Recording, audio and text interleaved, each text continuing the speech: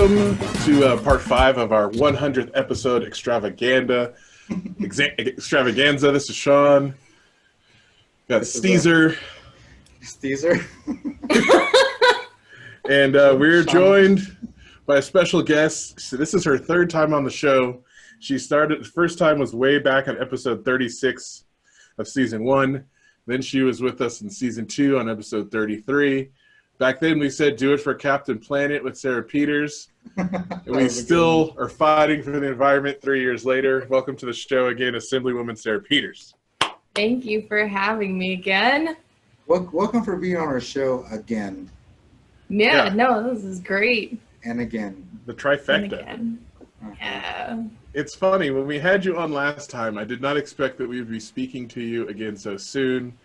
But so much has happened since then. That was in the before times. Yeah. It's like almost post World War things, you know? Oh, it's almost. We're still like during COVID, but it's like a weird situation. Don't tempt fate, Caesar. Don't tempt. I'm ready to bench press some fate. All day.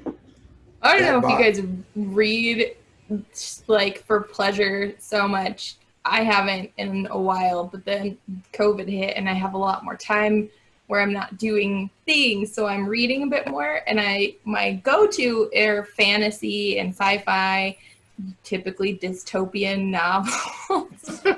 So what we're living in? Oh man, how did they predict this would happen?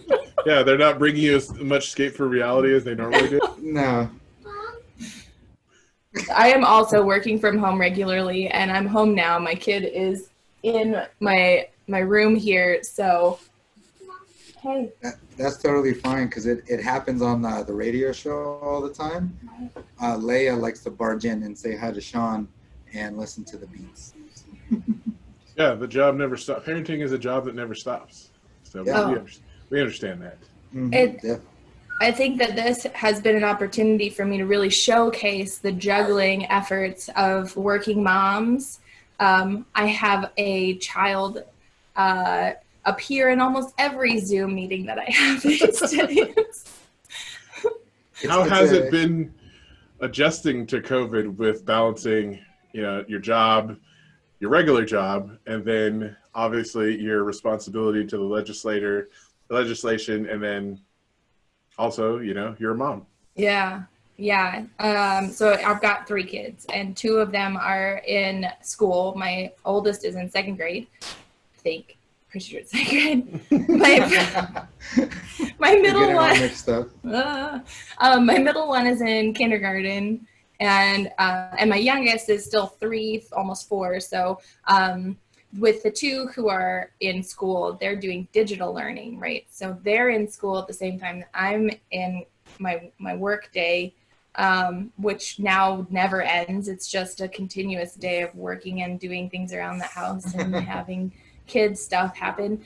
And honey, it's not fair that you didn't get 2 snacks. I know you're probably hungry. Why don't you make a peanut butter sandwich? No. Can you go find Daddy and see about food? Yes, Daddy. This is good motherly stuff. Do you need a snuggle? No. Okay. Well, I'm on the phone, baby. If you can ask Daddy for help, that would be great. Sorry, guys. No, it's a. Are both of you guys working from home? You and your husband? So my husband, he had been working seasonally with the Washoe County Park System as a ranger, and COVID shut down their hiring for the year. So he didn't get hired on for his seasonal position this year. So he's been home with us. But 3 kids is a lot for any single person. 1 kid is a lot for a single working person. Yeah. So the 2 of us kind of balance the job with the 3 kiddos.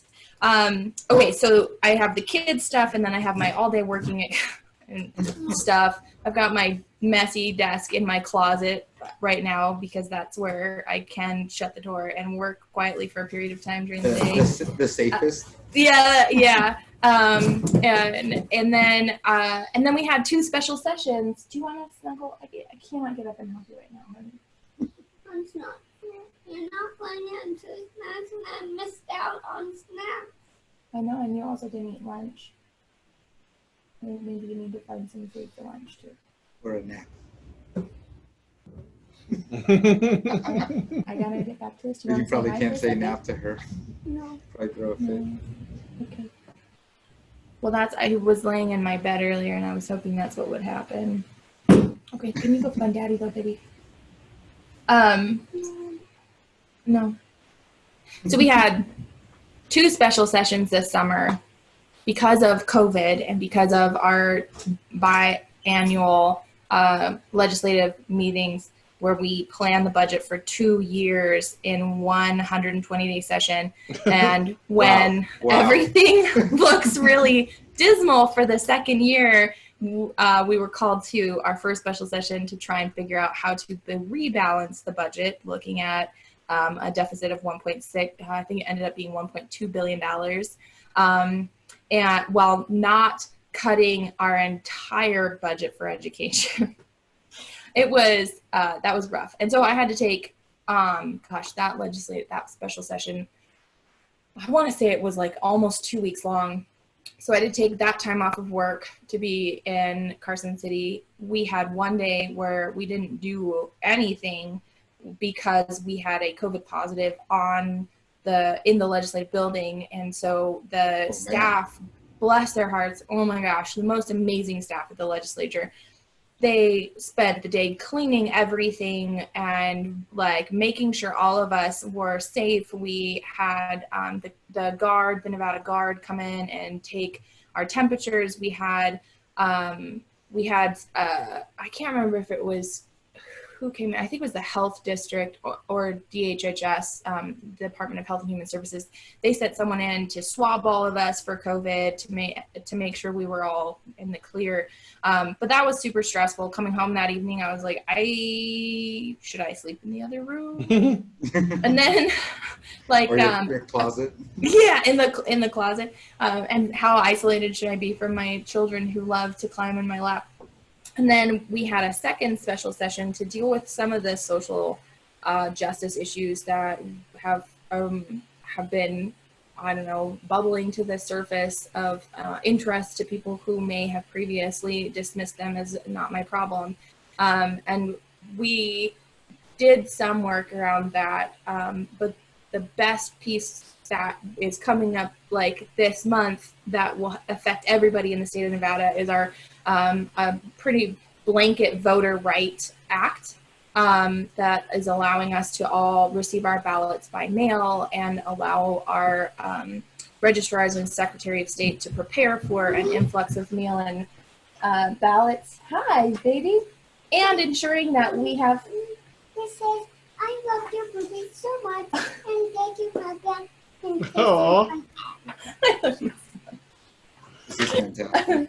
And this, and look at my name. A 10? Beautiful. Good job writing. I will come out in a minute, in a little bit. Okay, I'm on the phone. How adorable. Yeah. See, these are the little things. This is what it makes it wonderful. Being at home, I get these little breaks with my kids where they tell me how wonderful I am and how much they love me, and I get to help them solve these really dramatic problems. Which there's something to be said about being at home with your kids. It also is a struggle to balance the two, and ask people, hey, have some patience with me and my family while we go through this together. I can still do this thing you need to do, but I've got to have these priorities here too. It's really, I don't know, I think everyone's kind of finally seeing the real balance that working moms have dealt with since, I don't know. Forever? The beginning of time? The beginning of time.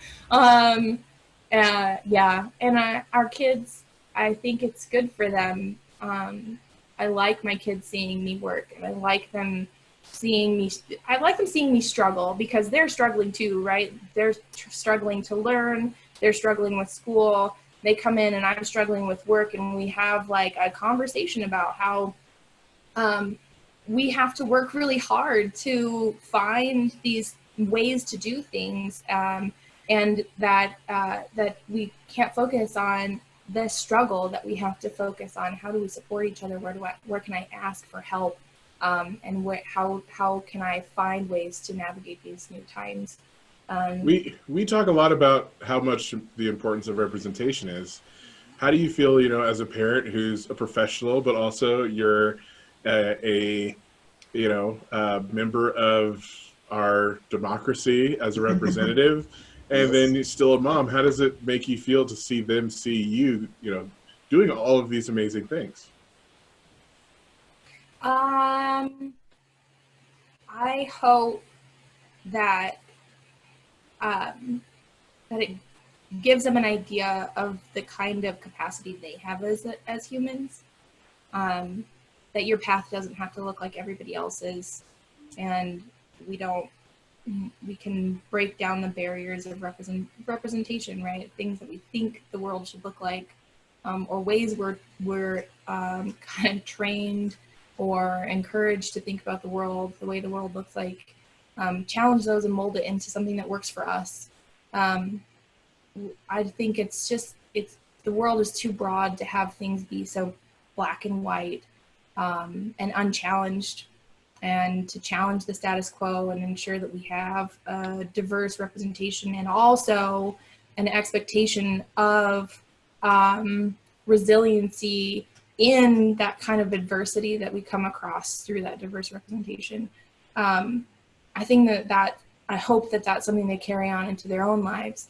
But I also kind of think about it as like, if you have a parent who's like a famous singer, and you watch them go through life as this famous singer, do you want to become a famous singer too? Right. And how much of them watching me go through this will make them be like, yeah, that looked really hard and maybe I don't want to do that, and I'd like something a little more settled. So I don't know. I have mixed feelings about showing them, but we talk about it regularly. Like, well, you got three, so yes. Like maybe one, maybe two. But it's tough because like kids don't want to be their parents. Like at the end of the day, they try as hard as they can not to be them, but at the same time, they've influenced them obviously so much throughout their life that they slowly become them. Even though, because I notice myself as I get older and being like a father, my dad, Martin, salute to you, being a little stern, a little, with my baby, and I see it now. And sometimes when we're sitting on the couch, and I see my little brother, and I was like, was I like that? And he's like, yep. And I was like, I'm sorry. I'm sorry for being a dickhead. Like, but he's like, that's part of it, So I slowly see that, and hopefully, as parents, they take the good, and obviously we do bad as well, and they don't take any of that. Yeah, I actually have been reflecting on that a lot with my mom also. Yeah. How my sister and I ended up so independent, but also supportive, and like we're willing to ask for help when we need it, but also don't buy into that's a failure of ourselves, and I look at my mom and I wonder how she did that for us, and what it was that we watched her go through that gave us the kind of foundation as humans to feel secure enough to present ourselves in the world the way that we do. My sister is she's got a master's degree in physics and is a computer programmer and a team lead at a business. Like, she's above and beyond in her career as well. And it's just it's interesting to reflect on our parents' experiences and how we have like mirrored our parents in some ways as we've grown older. I don't know if I can't remember if I told you this the last time we were together, but my mom works at the state. Full transparency. She's in the Department of Public and Behavioral Health. And so with the legislature, I get to see her, and she and I get to talk about these policy related things on this decision-making level that has brought a new kind of flavor to our relationship of how we've always wanted to change the world. She knows that from my beginning, right? Captain Planet all the way. And here we are in similar positions of like making policy and making change that actually does those kinds of things that we wanted to do, that I wanted to do as a child. So it's kind of cool where we are today in our relationship. But it's awesome. Yeah. Yeah, like your mom seeing you, what she's, like put her life into, and to see you grow up to be something like that and working like side by side is probably she probably thinks about that a lot. I hope so, because I sure do. It's awesome. No, she does. If you do, she does for sure. So, speaking of changing the world, has there been anything that's been frustrating? Like, you're up for re-election technically right now, going through that along with everything with COVID and the special sessions, just trying to prepare everything. Oh, have there been struggles? Was that the question? Because let me count the ways.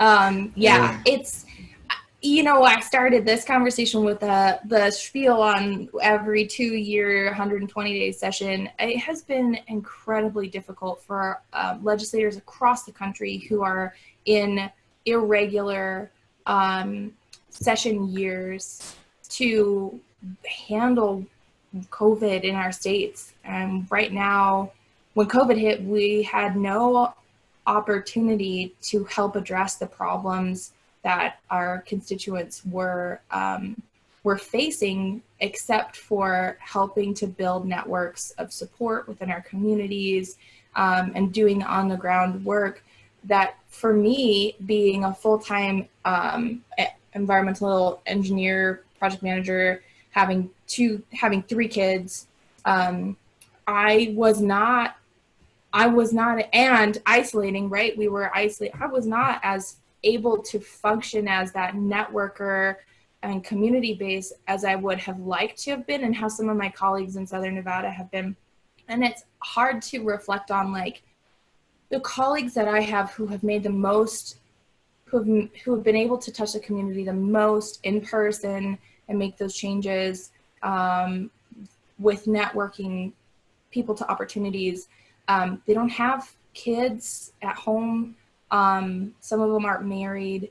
I have to walk myself back sometimes from feeling like I'm not doing enough, and reminding myself that I have more on my plate than a lot of people in my same position do. But that's been a struggle. I am so grateful. I don't have an opponent, and I didn't in the primary either. And I don't know how I would have been able to do a campaign cycle, digital campaign cycle, because you can't do in person anything, and live my life every day with all the complications we're all dealing with now with COVID. So I'm eternally grateful for that component of what this year brought. But I also think it's been trying to problem solve my way out of some of these issues has really stretched my mental, emotional load. I want to fix everything for folks, right? It sucks to have so much out of control right now, and have so little that can be changed by a shift in law. A lot of the things we're dealing with today that are not COVID related, but also COVID related,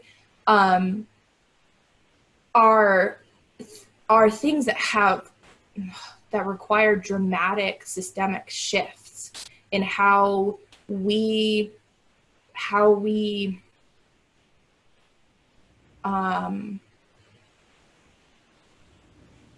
run our communities, how we run our state, how we use our natural resources and our human resources, how we treat each other in our communities. And those are not things that are, one word tweaks in the statutes or in the Constitution. Those are things we have to come together and talk in real time about what we want our state to look like now. And that's been hard because it breaks tradition. It breaks what we know as traditional politics. But I am encouraged across the country and in our own state by the number of people willing to step up and say, we need bold and dramatic change to address these issues. We need to think about how we've been doing things critically, with an eye to growth and the potential of our communities. And we need to not be afraid to criticize ourselves. And I hope that narrative follows through the election cycle, and that when we all get back to our offices in our respective sessions, that we can continue forcing those narratives and some really dramatic change to make the world a better place for our kids, and hopefully for us. But I don't know, think about what can change in 100 years. And Yeah. I definitely like how you mentioned the dramatic change that everyone is willing to do now. Because before it was just like little baby steps, but now because of everything that's going on, that people are willing, like they see now that we need something drastic to happen, like, you know, politically, in the climate, like there's so many things that need to happen, like boom, boom, boom right now. Like it's awesome that you mentioned that.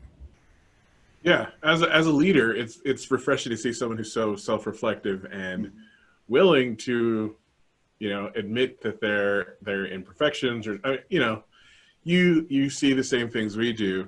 As someone who is a leader in their community and is, you know, a representative in this democracy, how does it make you feel to see other people just ignoring science and ignoring the best practices and not, you know, like not looking out for the best of their constituents, basically, like looking out for other interests and not what's best for the people?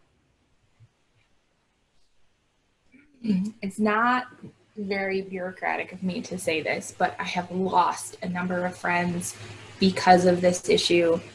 I can't wrap my head around it anymore.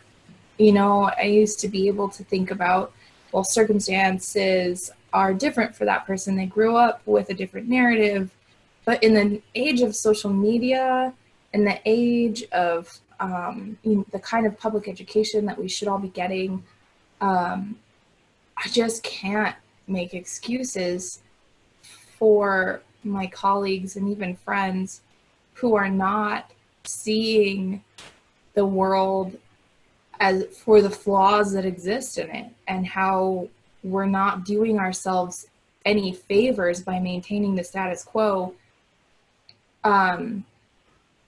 I think part of it is that all of us are overwhelmed, right? There's a lot of demand on our mental and emotional capacity right now, and each of us has a different ability to handle that, or maybe willingness to handle that. And I think about that in response to trauma, right? When you see people who have trauma, the way that they can experience those emotional loads is different depending on the person. Some people have high capacity and other people have a low capacity. So sometimes I think about that and how we approach the change that we're suggesting needs to occur, or demanding needs to occur, and how it lands on certain people's shoulders as, is this something that we can do or something we can't? But in my opinion, right now, for leaderships, for people who are in leadership positions to ignore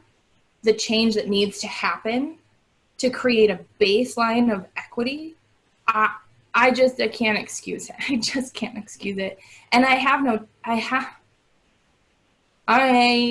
very little tolerance for it, which is not great when you have bipartisan legislature who I have colleagues that I work with across the table regularly, but I just, single issue. It's inexcusable, issue, though. Some of it is inexcusable. Mm-hmm. And that, I think for me, like, I have friends who are single issue voters. Well, I had friends who were single issue voters. I can't tolerate that anymore. Like, you can't pick a line and say, this is really the only issue I think matters to me, period. There's so much privilege weighted on that kind of a statement. I just can't. I saw someone post about how their life isn't going to change no matter who the president is, and I wanted to be like, well, good for fucking you. Like, shut the fuck up. Like, Yeah. like Hey, your space has been taken. like it's the most like absent-minded, clueless Yeah. thing to say right now. When so many brings me to people's tears, lives man? are. Yeah, Mhm. yeah. And I mean, I know I'm not alone in this, but I wake up in the middle of the night, panicking about some of the most ridiculous stuff, right? Like, ordering something online. Oh my God, do you think that was made in a sweatshop? I didn't research that. Can I It probably was, cancel though. that Like, order? it I'm probably like, was. those are things that were so easily kind of bypassed in our day-to-day lives that are like, they should have mattered forever. And I don't know how we got to the place where we were able to dismiss so much of the inexcusable inequities in the world. I think like you said, like privilege, you know, us being in America, privilege, like hitting Amazon, you know, it doesn't matter. You just order it, it comes. You don't know exactly where it comes from. It could come from a sweatshop. It probably did come from a sweatshop. And it's that privilege that kind of blinded what, you know, like the things that really matter, you know? One of the things that I think is the most important part of what we're seeing socially right now is a coming together of like the brain trust, people with different experiences who can correct that kind of that privileged space of, I just never thought of that before. And I hope that never dies, right? Like, I hope that we always continue to challenge each other in the way that we see the world and experience the world. And I hope that this next the generations that are coming and really kind of being the drivers of these conversations, continue to work towards a society where when that challenge happens, it is met with a willingness to change or adapt or create that resilience of community that keeps us going together. That's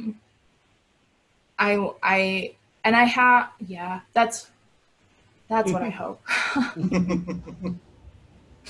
Well, I know it's been a crazy time for you, but as you look ahead towards the election and everything that's going to transpire over the next couple of months, what are your thoughts? Like, what do you hope to see? What do you hope doesn't happen? What do you hope happens nationally versus locally? So, pie in the sky, like best case scenario, right? I almost said Mitch McConnell dies. That would not be great.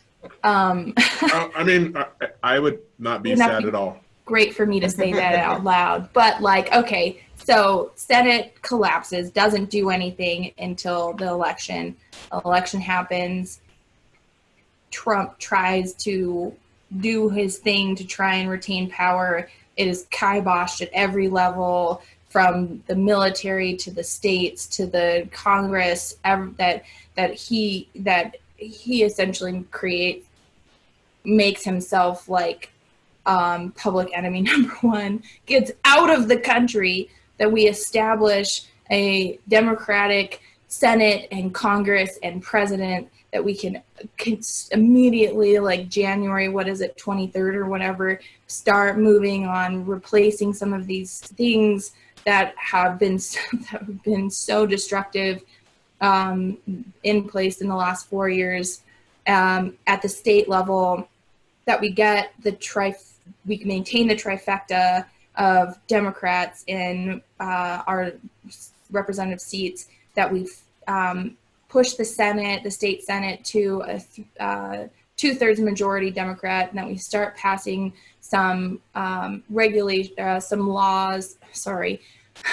some bills on restructuring our revenue system so that we can fully fund our schools and we can fully fund Medicaid and that we can fully fund these projects and conservation projects and wildfire projects, that we can like really build on what we want Nevada's future to look like, and that we can rely on the federal government to offer the kinds of resources that they're able to offer to uplift the states to be able to invest in small business and infrastructure to keep our economy going until we can recover from COVID. That is my miracle world. I mean, that's not much to ask, is it? No. It's not, because all it is get your ass up and go vote. Yes. Thank you. Yeah. Thank you. It's very important. Well, we thank you for taking time out of your obvious busy day. Yes. To spend some time with us and join us again. Before we go, is there one thing you want the voters and the people of the state of Nevada, the United States, and citizens and of humanity and Earth to know as we move forward? What is it? Tell us, Captain Planet. Tell us what to do. Captain Planet. Right now, it's to vote. Go vote. Every vote counts. Every vote counts this election. There's no excuse not to do it. We have made it as much as possible, as easy as possible to vote. Go vote. And if you don't know how, ask a friend. Go vote. You heard it here first, people. Well, Yes. No, sorry. Not You didn't first. hear first. You heard it here again. Again. And again. And And aggressively. again. Aggressively. Well, thank you again, Sarah. Thanks, you guys. Thank you very much. I would say I wish you luck in the election, but I don't think you're going to need it. Yeah. But I wish you luck in getting this agenda going and moving forward in the state and trying to get Nevada on the right track. Yes. Thanks, Sean. Thanks, Caesar. Yes, say hi to the fam, the babies, the hubby, Mr. Forearms. Yeah. What simpler times those were. Yes, exactly. But say hi to the fam, and you know. We'll talk to you again soon. All right, Exactly. we'll do. Thanks, guys. Take care. Thank you. Bye. Bye. All right.